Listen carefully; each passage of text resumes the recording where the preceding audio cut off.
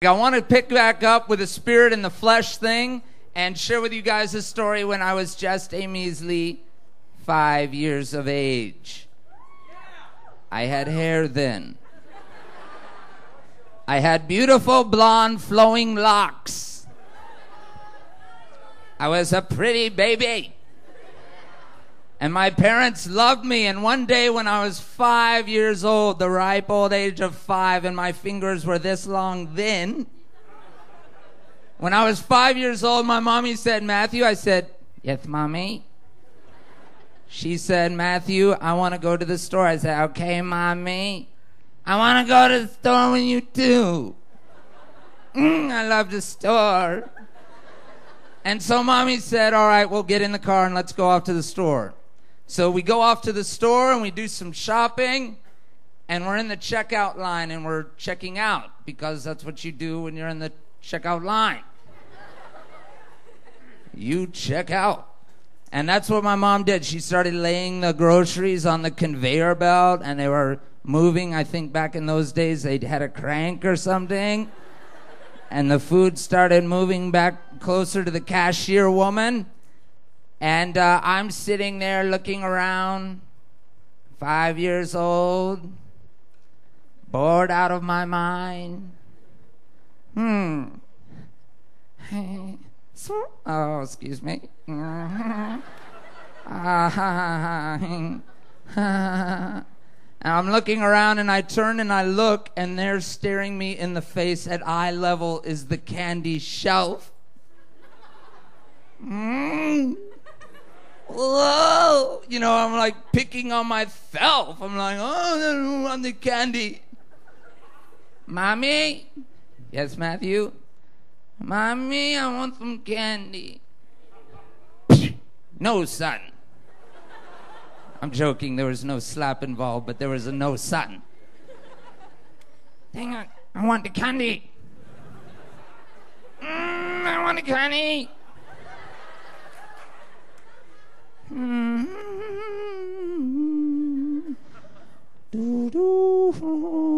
No one looking at me. I want the candy. It looks so good.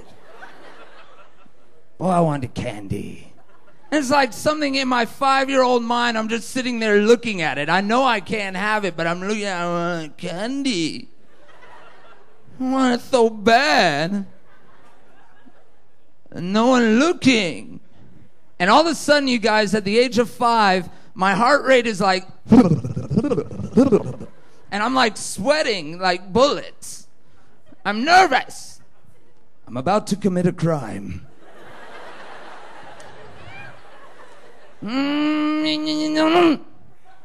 Mommy, what's the bird? Checking out. We're checking out. Don't check me out. We're checking out. A little more. Oh, sorry. A little nervous. And we start making our way out. And as we start moving out of the grocery store, all of a sudden the Tic Tacs that I had chosen to grab because they looked so bright and colorful and they were only 1.5 calories, I put the Tic Tacs in my pocket, and as we walk, with every step, no, and we move out into the parking lot, and my mom's like, "Matthew?" I said, "Yes, mommy." "What's that in your pocket?" You saw that spit. These brights are so light, are so bright.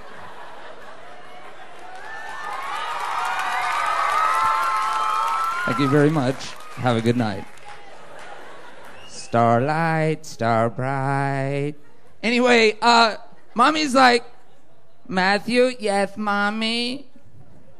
"What's that sheet in your pocket?" I'm like, "There's no sheet in my pocket." "Mommy?" "Matthew?" "William?" "Gamble?" "What's that in your pocket? I hear a sheet." "Mommy, please." "And no sheet in my pocket." Matthew, I know there's some sheet in your pocket. I hear it sheeting all over the place. And finally I said, Mommy, looky here. I wanted the candy and I took it. I'm 5 now. I'm a grown man. I know what I'm doing. I wanted it and I took it.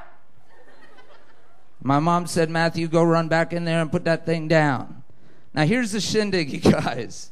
Let me just ask you tonight, do you think that my mom was like I get back out into the car and my mom's like, Matthew, I'm so proud of you, son.